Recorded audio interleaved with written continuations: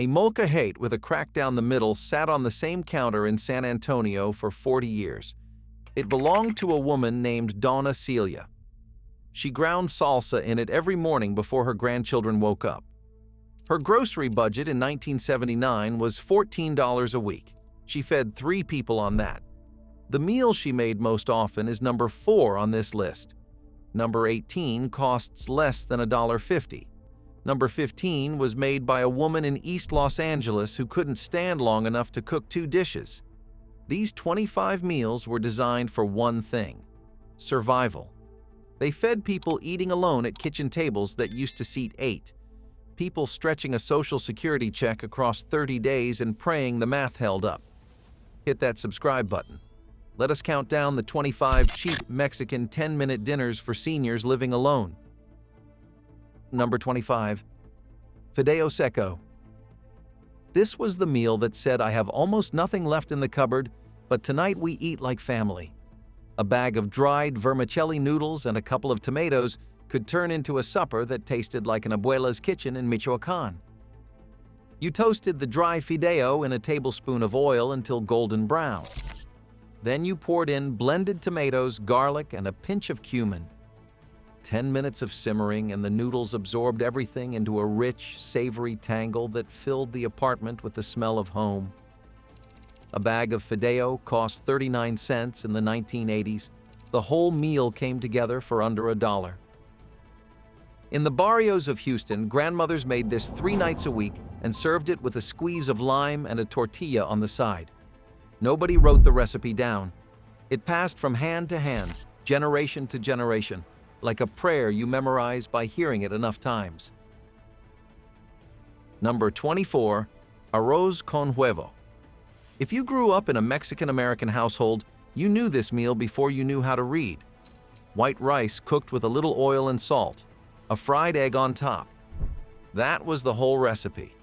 Now, the yolk broke over the hot rice and turned it golden and rich without cream or butter.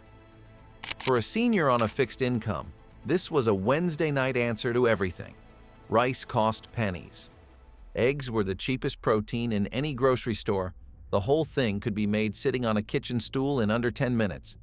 Church ladies in the Rio Grande Valley still make this for homebound seniors. They bring it in foil-covered plates because it reheats perfectly.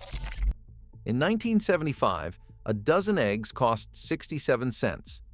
A 5-pound bag of rice cost under $1. A senior in El Paso could eat this every night for a week and spend less than most people spend on a single fast food meal today. Number 23. Quesadillas de queso. Before quesadillas became a restaurant appetizer with a $12 price tag, they were the simplest meal in the Mexican kitchen. 1 tortilla. A handful of queso Oaxaca or whatever cheese was in the refrigerator. Fold it on a dry camal and press flat until the cheese melted. That was dinner. In the 1960s, Mexican-American families across the Southwest made these on nights when the pantry was running low. A package of corn tortillas cost 20 cents. A block of cheese lasted all week. The whole thing took 4 minutes. Seniors who lived alone made them because they required no chopping, no measuring, and almost no cleanup. 1 pan, 1 plate. The tortilla crisped on its own, turning golden brown on the outside while the cheese went soft and stretchy. Food writers now charge $18 for this in Brooklyn. Abuela charged nothing, and hers was better. Number 22. Mall eats. Every Mexican bakery sold bolillos for pennies. These crusty rolls were the backbone of the working-class breakfast and the easiest dinner a senior could make. You split a bolillo in half, spread refried beans on both sides, and covered them with shredded cheese, under the broiler for 5 minutes until the cheese bubbled. That was it. Mullets came from the colonial era when Spanish bread met indigenous beans. A senior in Tucson in 1982 could buy 6 bolillos for 50 cents and a can of beans for 40 cents. That made 12 mullets, enough for 4 dinners. The beans gave protein and fiber. The bread gave substance. The cheese held it together. This was the meal you made when your hands hurt too much to roll tortillas and your feet ached too much to stand. It was dignity on a baking sheet. Number 21. and frijoladas. Long before enchiladas became the standard, grandmothers were dipping corn tortillas in pureed black beans and folding them into something that needed no meat and almost no effort.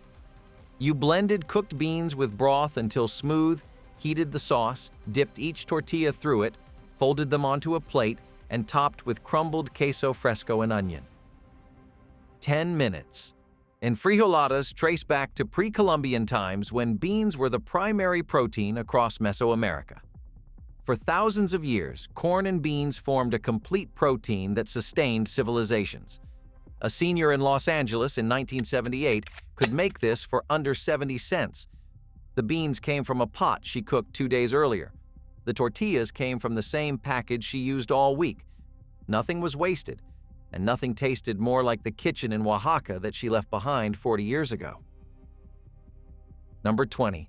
Papas con chorizo.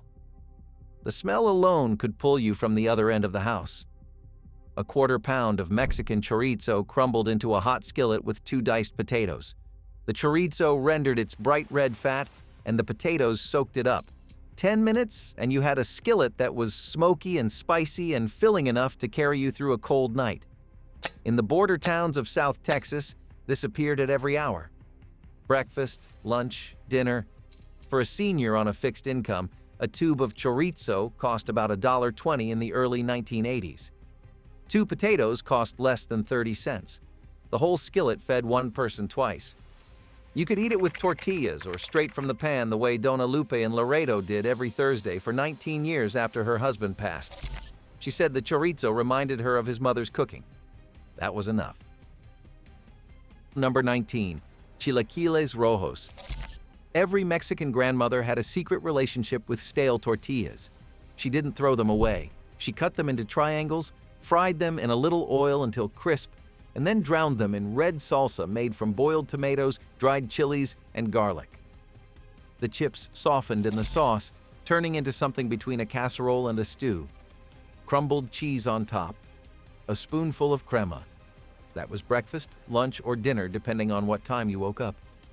Chilaquiles were first documented in Mexican cookbooks in 1898, but they existed long before anyone thought to write them down.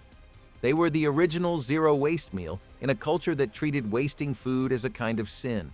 A bag of stale tortillas, a few dried chiles from the pantry, a tomato that was going soft. That wasn't garbage, that was dinner. And it was good. Here's where things get personal. The meals on this list aren't just recipes. They are survival strategies invented by people who had no one to lean on. A senior living alone faces something most cooking shows never talk about: the loneliness of making food for one, the silence of a kitchen that used to be full, the strange grief of cutting a recipe in half because the person you used to share it with is gone. These one-pot meals solved more than hunger. They solved the problem of energy. When you are 78 and your knees ache and your back hurts and the idea of washing 3 pans makes you want to skip dinner entirely, a 10-minute meal made from leftovers is the difference between eating and not eating, between nutrition and decline, between independence and a phone call to a child who lives 3 states away saying, "I think I need help." That is what these meals were built for. Not flavor profiles, not presentation. Survival.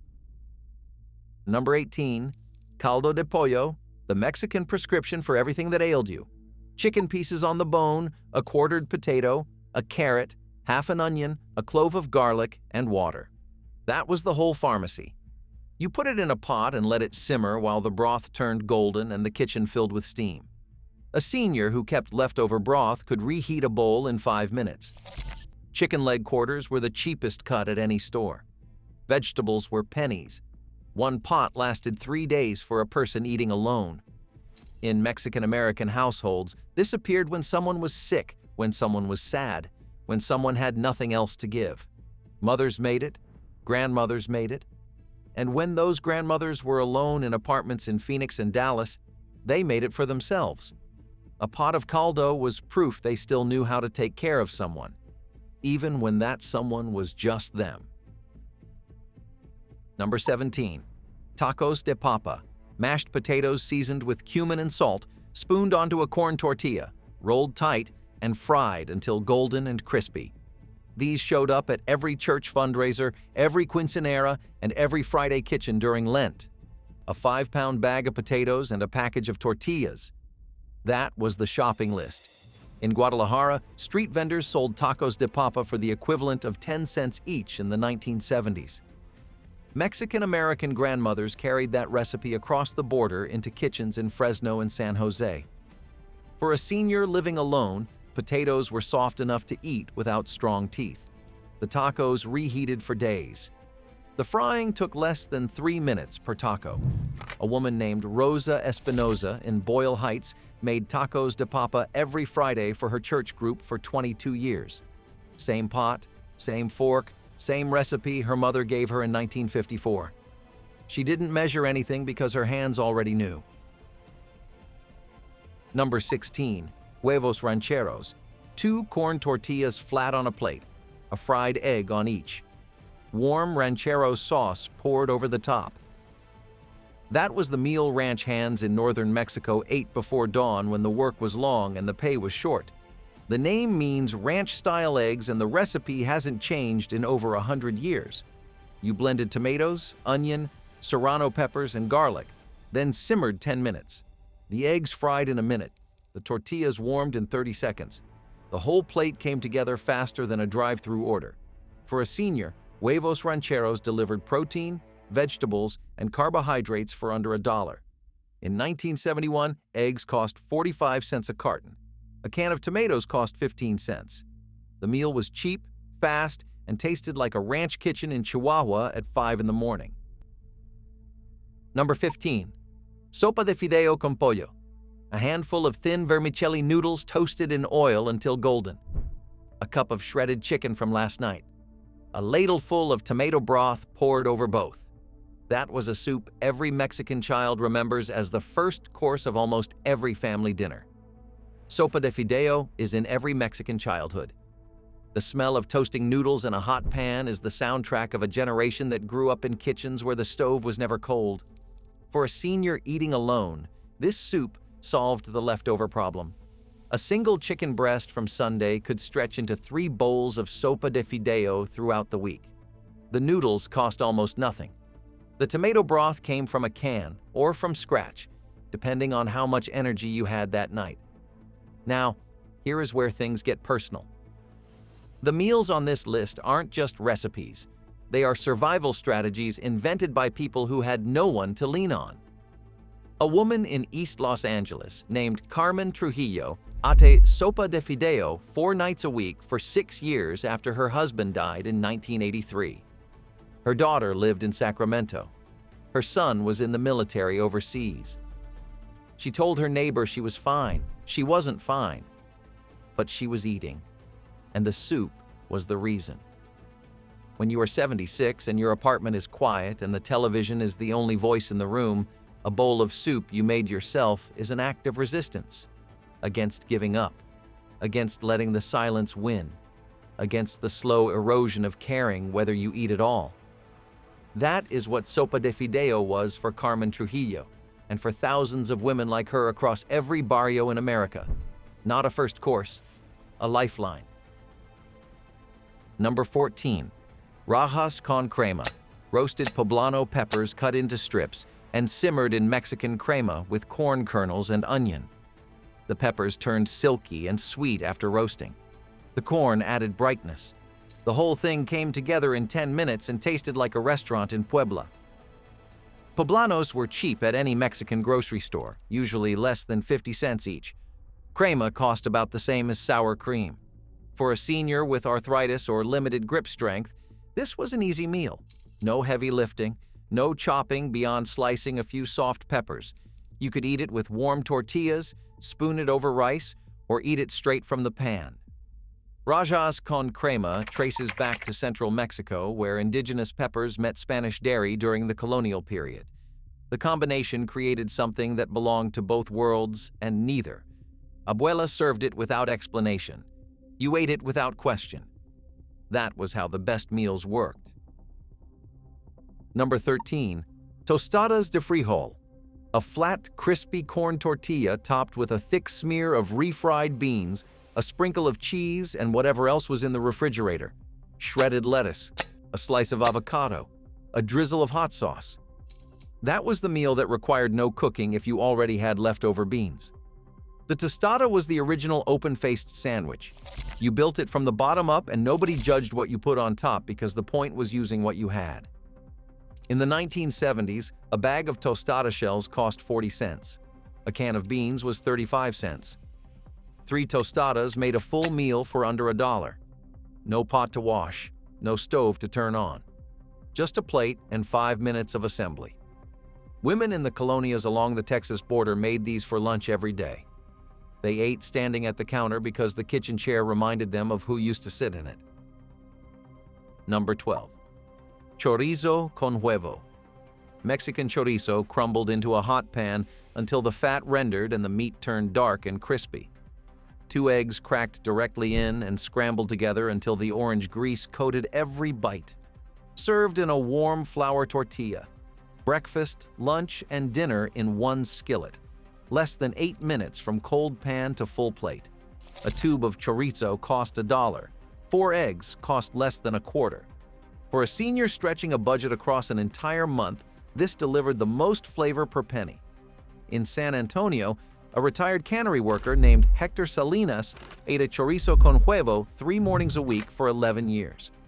He bought his chorizo from the same carniceria on Zarzamora Street his mother used in the 1950s. He said the smell was the closest he could get to her kitchen. He was 83 and lived alone. He didn't cook to impress anyone. He cooked to remember. Number 11. Nopales con huevo. Cactus paddles stripped of thorns, diced, and scrambled with eggs. The meal most Americans wouldn't try and most Mexican grandmothers wouldn't stop making. Nopales have been eaten in Mexico for over 9,000 years. The Aztecs cultivated them. Colonial families survived on them.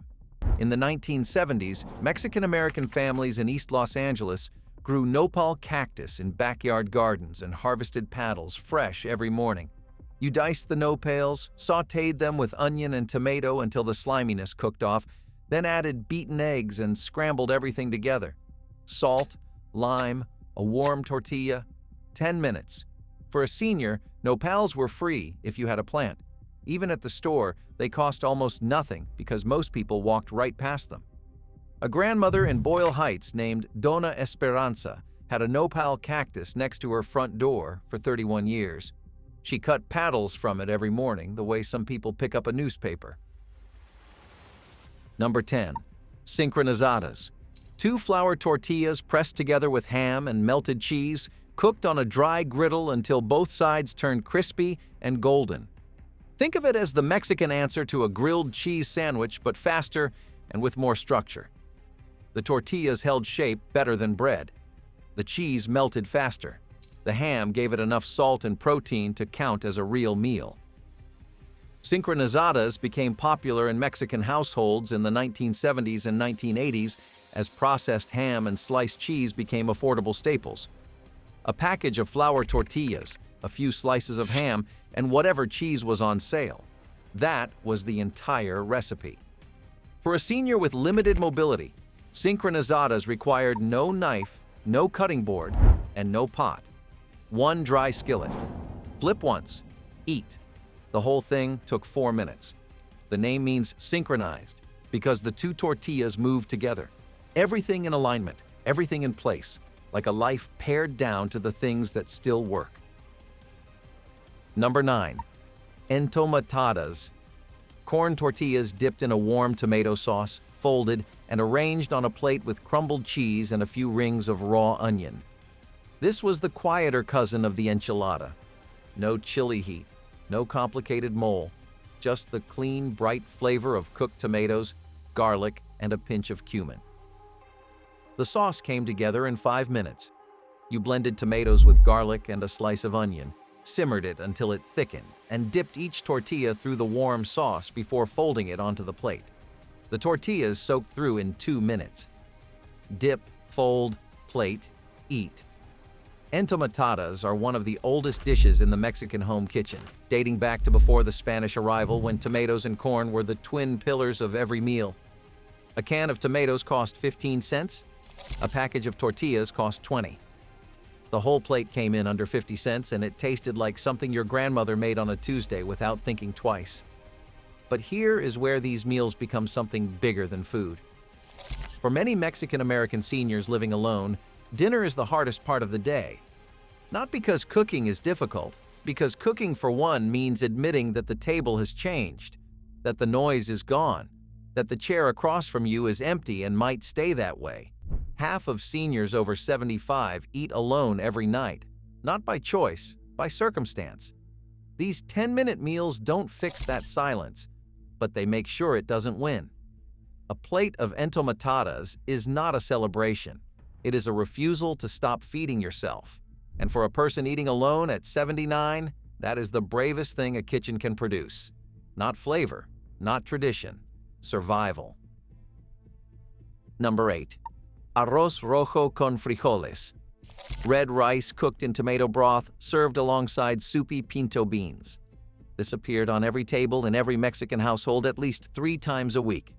You toasted the rice in oil until translucent, added blended tomato, broth, and salt. The beans were simpler. A pot of pintos simmered with onion and garlic. One batch lasted a week. The combination formed a complete protein without meat. Nutritionists call this complementary protein. Mexican grandmothers just called it dinner. A pound of dried pintos cost 40 cents in the 1980s. Rice was cheaper. A week of meals came in under $2. A retired garment worker in Pilsen, Chicago, named Guadalupe Mendez ate arroz y frijoles 5 nights a week for 7 years. She cooked beans on Sunday and rice on Monday. The rest of the week, she just reheated. She told her grandson it was the same meal her mother made in Zacatecas in 1943. Nothing had changed except the kitchen. Number 7. Migas. Stale corn tortillas torn into pieces and fried until crisp. Beaten eggs poured over the top and scrambled with diced tomato, onion, and jalapeno. The tortilla pieces turned into golden pockets that held the egg. This was the original zero-waste breakfast. No tortilla was ever thrown away. It became chilaquiles or migas. The difference was technique. Chilaquiles were sauced. Migas were scrambled. Both were born from the principle that food isn't something you waste when you know what it costs to earn. A senior with 3-day-old tortillas and 2 eggs could make migas in 7 minutes. The ingredients were already in the kitchen, already paid for. In Corpus Christi, a woman named Alicia Garza made migas every Saturday morning for 40 years. She started when she was cooking for 7 children. She was still making them at 86, alone in the same kitchen, using the same cast iron skillet. The portion was smaller. The recipe was the same. Number 6. Elote en vaso. Corn kernels in a cup with a squeeze of lime, a dusting of chili powder, a spoonful of mayonnaise, and crumbled cotija cheese. This was the street food that American food trucks discovered 50 years after every grandmother in Guadalajara already knew about it. Street vendors in Mexico City sold this for the equivalent of a few pennies throughout the 20th century. For a senior living alone, a single ear of corn or a can of kernels made a full serving. The preparation took 3 minutes. Heat the corn, squeeze the lime, dust the chili, add the mayo and cheese. No plate needed. You ate it with a spoon straight from the cup, the way it was meant to be eaten. Now, corn has been grown in Mexico for over 9,000 years. The tradition of seasoning it with lime and chili dates back to pre-Columbian times. The mayo and cheese came later, arriving with colonial influence and the street vendors who turned a simple ingredient into something that cost almost nothing and tasted like everything. Your abuela never needed a food truck. Number 5. Torta de huevo. A scrambled egg inside a split bolillo with refried beans, avocado slices, and salsa. The sandwich factory workers carried in brown bags and bus drivers ate between shifts. The egg was the same cheap protein that shows up across half the meals on this list. But the combination, warm egg, creamy beans, cool avocado, the crunch of a fresh roll, was something greater than its parts. Under 50 cents in any decade. Less than 5 minutes to assemble. For a senior with limited energy, this was the meal that traveled. Make it at home and eat it on the porch, in a waiting room, or on a park bench. No reheating, no fork, just 2 hands and an appetite. In Ciudad Juarez, torta vendors lined the streets outside factories at shift change. The smell of eggs and fresh bread pulled workers toward the carts the way a bell pulls people to church. Number 4. Sopa de lentejas. A cup of dried lentils, a diced carrot, a chopped tomato, a quarter onion, and garlic simmered in water. That was the prescription grandmothers tucked into recipe boxes when their daughters left home. Lentils didn't need soaking. They cooked fast and broke down into a thick, earthy soup that kept you full for hours. The carrots added sweetness. The tomato gave brightness. A squeeze of lime at the end turned the bowl into something alive. A pound of dried lentils cost less than $1 even today. One batch made 5 bowls. For a senior eating alone, almost a full week of dinners under $2. A widow named Maria Elena Contreras in Fresno ate lentil soup 3 nights a week for 8 years after her husband died. Her doctor said her iron levels were better than patients half her age. She said it was just what her mother taught her in Guanajuato. No secret, just a recipe that had been working for generations. Number 3. Quesadillas de flor de calabaza. Squash blossoms folded into a corn tortilla with Oaxaca cheese and cooked on a hot comal until the flour wilted and the cheese melted into golden threads. The quesadilla grandmothers made in August when squash plants produced faster than anyone could eat. Flor de calabaza has been part of the Mexican diet since pre-Columbian times. The Aztecs ate them fresh and folded them into tortillas centuries before the Spanish arrived. In California and Texas, families grew squash in backyard gardens and picked blossoms fresh before the sun wilted them. Free if you grew your own. Even at the store, a bundle cost about $2 and made enough for 3 meals. For a senior, these quesadillas were a connection to a garden that might not exist anymore, a house that might have been sold, a life that changed shape but still carried the taste of what it used to be. The flour was delicate. The memory was not. Number 2. Huevos a la mexicana. 3 eggs scrambled with diced tomato, white onion, and serrano pepper. The colors of the Mexican flag on a plate: red, white, and green. The patriotic breakfast that cost under 50 cents and took less than 5 minutes but carried the weight of a national identity. You heated oil, tossed in the vegetables, let them soften 1 minute, then poured beaten eggs over the top and scrambled everything. Salt? A warm tortilla? That was it. Here's the thing. The combination of tomato, onion, and chili pepper is as old as Mexican cooking itself. The eggs came later with the Spanish chickens in the 16th century. But together they became the meal every grandmother made without thinking, the way breathing requires no instruction.